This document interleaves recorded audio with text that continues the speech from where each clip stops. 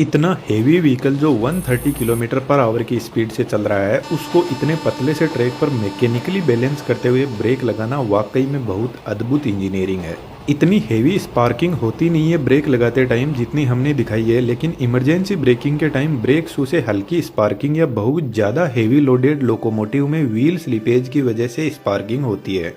Train के इस डिब्बे को कोच बोलते हैं। आप जो कोच देख रहे हैं वह LHB कोच है। इसके नीचे 2 बोगी लगी रहती है जिनमें 4-4 व्हील्स होते हैं और इन 8 व्हील्स पर इक्वल ब्रेक फोर्स अप्लाई होता है। अब ट्रेन चाहिए कितनी भी लंबी हो, हर व्हील के पास में ब्रेक फोर्स पहुंचता है, लेकिन इस ब्रेक फोर्स का मास्टरमाइंड इंजन में लगा हुआ एक पावरफुल कंप्रेसर होता है। यह कंप्रेसर एयर ब्रेक, ट्रेन के एयर सस्पेंशन, बाथरूम, हॉर्न सभी को एयर सप्लाई करता है। यह स्पाइरल टाइप कंप्रेसर है जिसको किसी और वीडियो में बात करेंगे। इसके साइड में 2 स्पाइरल लगे हैं जो एयर प्रेशर क्रिएट करते हैं और बीच में एक पावरफुल 3 फेज इंडक्शन मोटर लगी रहती है। इस कंप्रेसर से 2 पाइप निकलती है, एक break pipe in short BP जो ग्रीन कलर की होती है और second feed pipe in short FP जिसका कलर व्हाइट होता है। जब इंजन को ट्रेन के कोच से कनेक्ट किया जाता है तो उसी टाइम इन दोनों ब्रेक और फीड पाइप को भी कोच से कनेक्ट कर दिया जाता है। लेकिन दोस्तों, जब इंजन कोच से कनेक्टेड नहीं रहता है तब भी उनमें प्रॉपर इलेक्ट्रिसिटी की सप्लाई रहती है। कमेंट में जरूर से लिखना कोच में कहां से सप्लाई आती है।